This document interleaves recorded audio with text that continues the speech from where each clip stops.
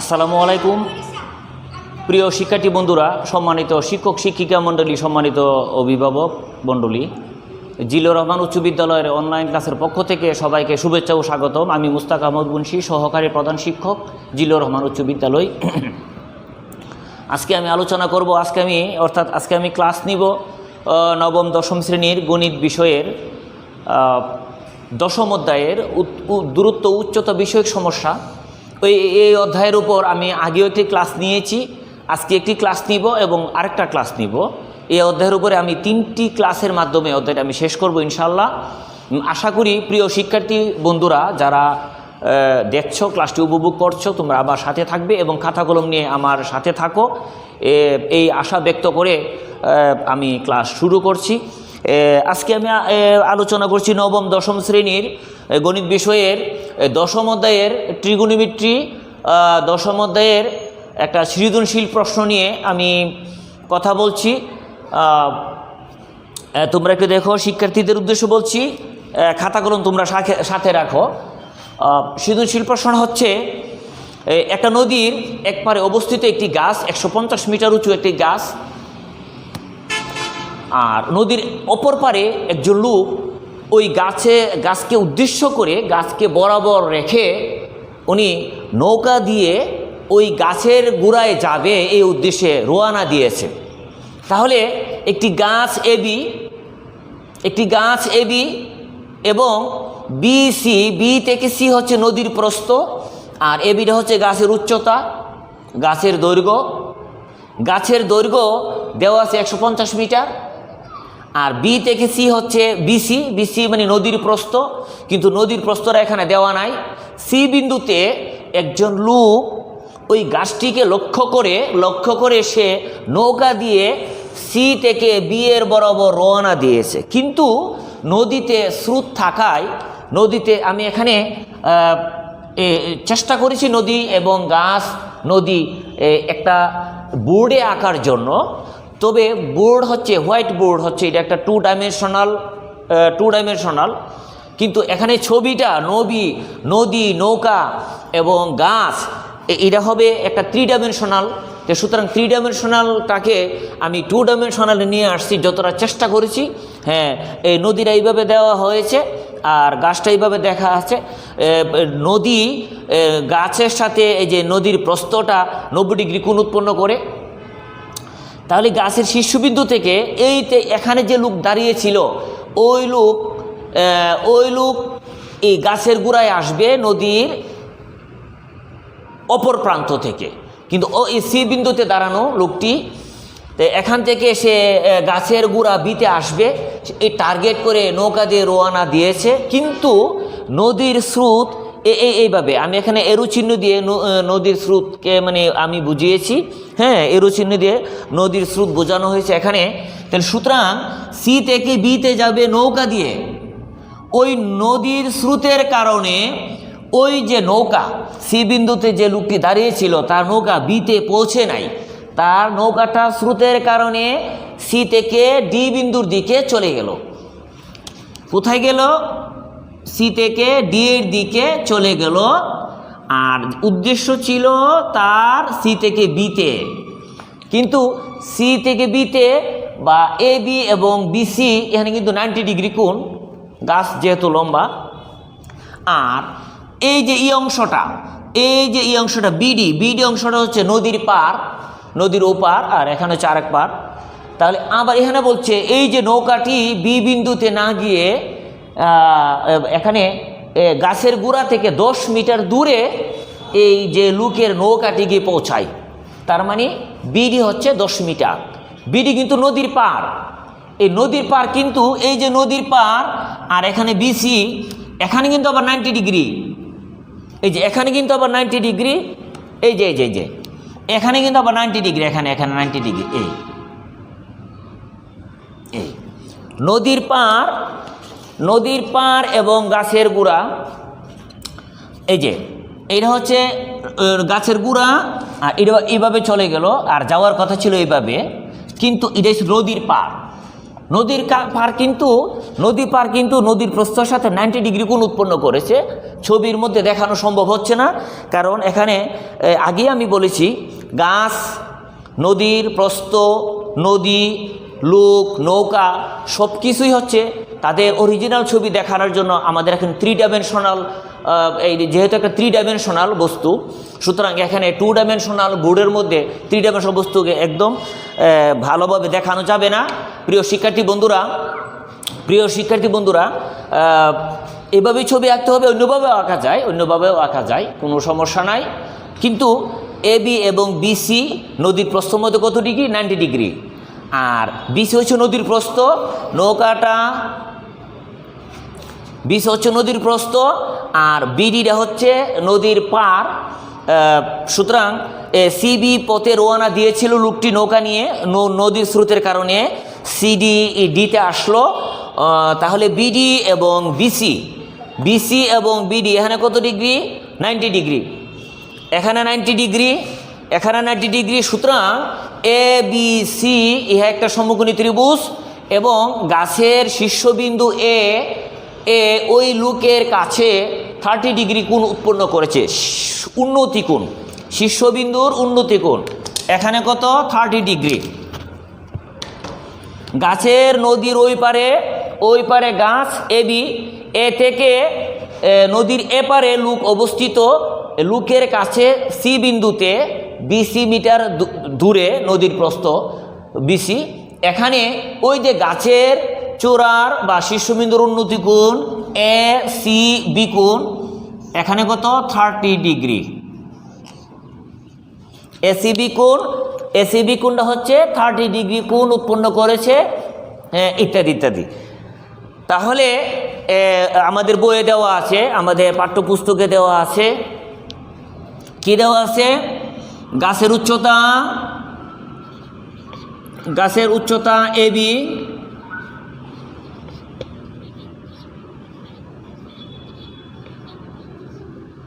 গাছের উচ্চতা AB 150 metre, এরা দেওয়া আছে। উন্নতি কোণ, শীর্ষবিন্দুর উন্নতি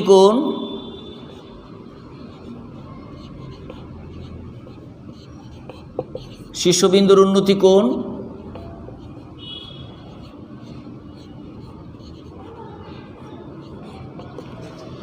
ACB কোণ সমান 30 ডিগ্রি। তারপরে BCটা নদীর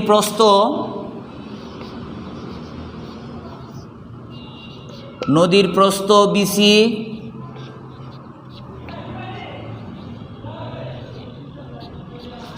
এই BCটাকে আমরা একটু ধরে নিই, x মিটার। BDটা হচ্ছে নদীর পার এর একটা অংশ, আমরা এটা এখানে লিখতে পারি, যেখানে BD সমান 10 মিটার। তাহলে এই যে আমার চিত্র এবং সংক্ষিপ্ত বর্ণনা, এটা ছিল সৃজনশীল প্রশ্নের ক এর উত্তর অলরেডি আমি আলোচনা করেছি।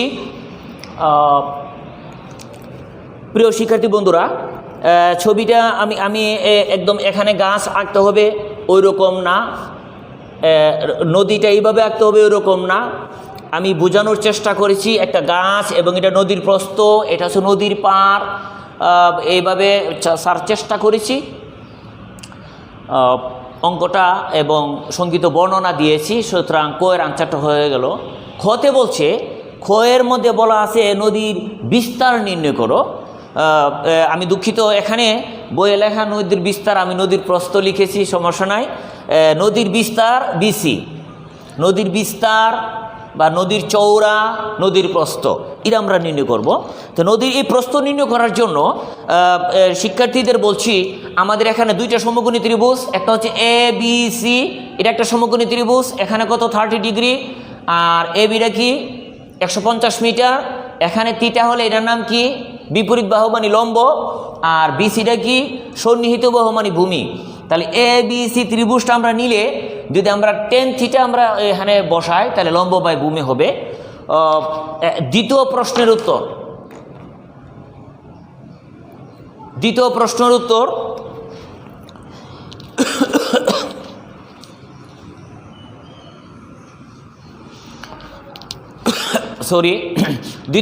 উত্তর। তাহলে ক শেষ হয়ে গেল। খতে আমরা আসি। খতে আমাদের তথ্যগুলো মনে রাখতে হবে।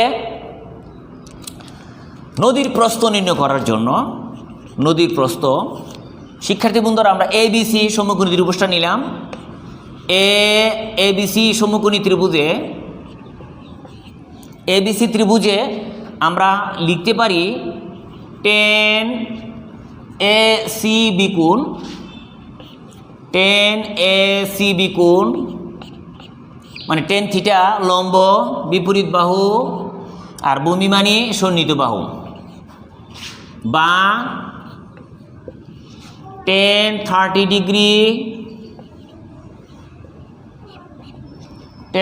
ডিগ্রি, এখানে 150 মিটার, আর এখানে ধরে নিচ্ছি আমরা এক্স মিটার, বা টেন 30 ডিগ্রি, এটা আমাদের 1/√3, 150 মিটার বাই এক্স। এর পরবর্তী লাইন কি আসে, আমরা আর গুণন করি, সুতরাং এক্সের মান আসে 150 মিটার ইন্টু √3। তাহলে এই এক্সের মান আমরা পেয়ে গেলাম। এক্সটাকে আমরা এই নদীর বিস্তার মানে নদীর প্রস্থ বা নদীর চৌড়াকে আমরা এক্স ধরেছিলাম। সুতরাং নদীর বিস্তার আসলো কত আমাদের এখানে 150 ইন্টু √3 মিটার। তবে শিক্ষার্থীদেরকে বলছি ক্যালকুলেটর ব্যবহার করে আমরা √3টাও আমরা √3 মানটাও বসাইয়া দিয়ে গুণটুন করতে পারি, কোনো সমস্যা নাই। তাহলে আমাদের এখানে ক্ষয়ের আনসারটা আমাদের হয়ে গেল কত, ক্ষয়েতে এখানে কি চাইছিল না, নদীর প্রস্থ। আমরা এখানে আমরা ফাইনালি একটা কথা লিখতে পারি, অতএব নদীর বিস্তার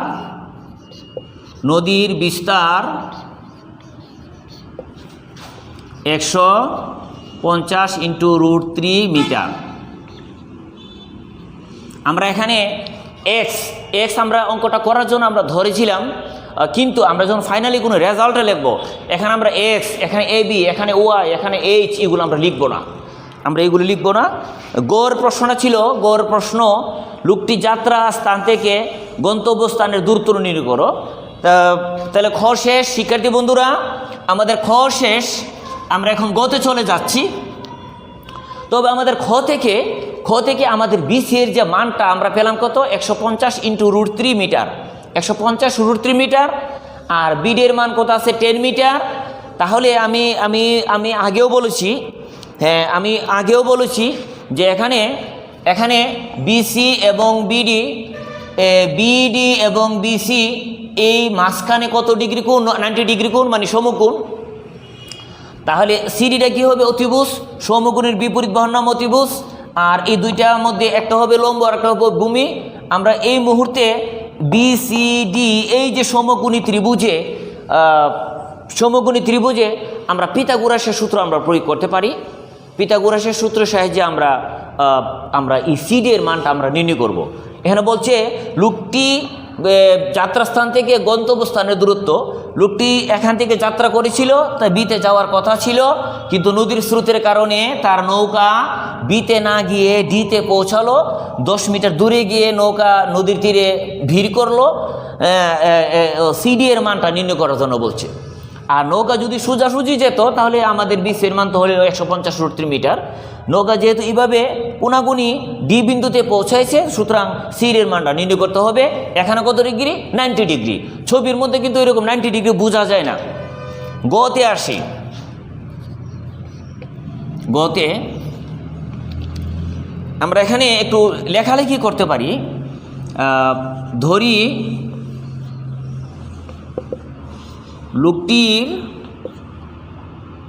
লোকটির যাত্রাস্থানের দূরত্ব।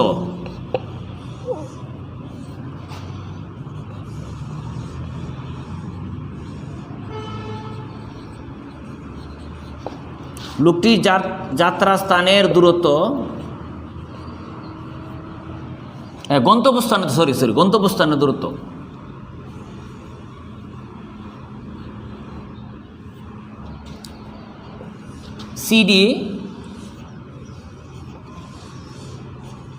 সিডি এটারে আমরা বিসি এক্স ধরেছিলাম, তো সিডির আমরা ওয়াই ধরে নিই না, ওয়াই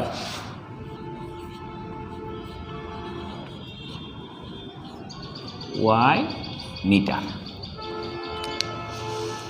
সুতরাং বিসিডি, সুতরাং বিসিডি ত্রিভুজ এ সিবিডি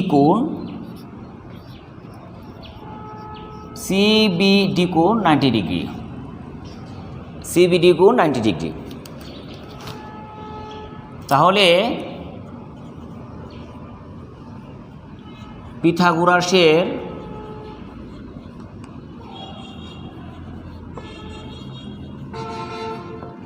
উপপাদ্য অনুসারে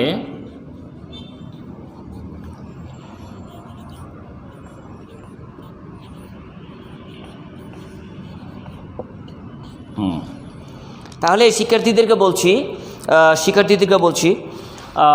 আমার সৃজনশীল প্রশ্ন প্রায় শেষের দিকে আলোচনা করেছি, আমরা গতে আসি। গতে বলছে লোকটির যাত্রাস্থান থেকে গন্তব্যস্থানের দূরত্ব নির্ণয় করার জন্য লোকটির যাত্রাস্থান ছিল সি, কিন্তু উদ্দেশ্য ছিল বিতে, কিন্তু আসলো ডিতে। সুতরাং গন্তব্যস্থানের দূরত্ব বিসি হবে না, হবে সিডি। তে লোকটির গন্তব্যস্থানের দূরত্ব সিডি, এটাকে আমরা একটা সিঙ্গেল একটা লেটার দিয়ে ওয়াই মিটার ধরে নিলাম।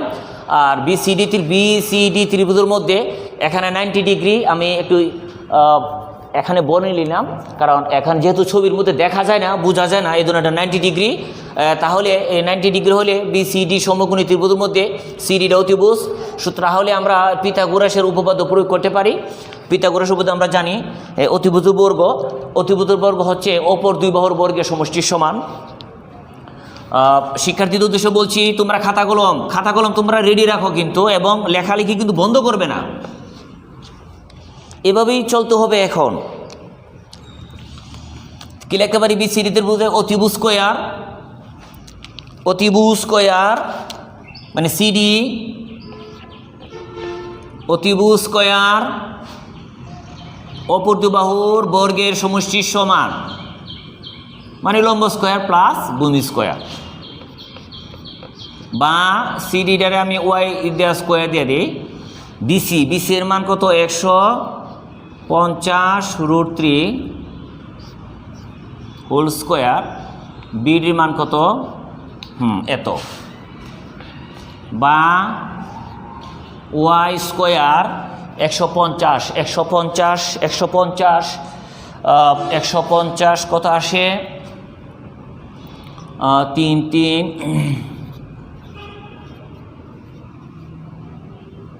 গুণ 3 3 0 0 3 67,500 67,500 যোগ 100 বা ওয়াই স্কোয়ার কত আসে? 67,600। এই যে এখন আমরা যেহেতু স্কোয়ার আছে, আমরা উভয় পাশে আমরা স্কোয়ার রুট করব, মানে বর্গমূল করব। আমরা উভয় পাশে বর্গমূল করব। শিক্ষার্থীরা দেখো, বিসিডি সমকোণ ত্রিভুজ অতিভুজ স্কোয়ার সমান লম্ব স্কোয়ার ভূমি স্কোয়ার লম্ব স্কোয়ার। সিডি মানটা ওয়াই, বিসির মান আমরা জানি, এ বর্গডর্গ করে নিলাম 3 67,500 গুণ যোগ 100 67,500 রুট ওভার করে নিই। তোমরাও একটু নিজেরা করে নেও, এখন বাকিটা নিজেরা করে নাও। 600। তাহলে কত আসে রেজাল্টটা কত আসে? এই তাহলে এখানে এই কাজটা তোমাদের জন্য রাখলাম। প্রিয় শিক্ষার্থী বন্ধুরা, আমি আজকে আমার আলোচনা ছিল, আজকের এই সৃজনশীল প্রশ্নটা আমি শুধু আলোচনা করব দশম অধ্যায়ের নবম দশম শ্রেণী গণিত বিষয়ের দশম অধ্যায়ের ট্রিগোনোমেট্রি দূরত্ব উচ্চতা বিষয়ের বিষয়ক সমস্যা, সৃজনশীল প্রশ্ন আমি আলোচনা করেছি। সবাইকে অসংখ্য ধন্যবাদ। আর ওয়ের মানটা তোমরা নিজেরা বের করে নিবে ক্যালকুলেটরের সাহায্যে। ওয়ের মানটা হবে গন্তব্যস্থল দূরত্ব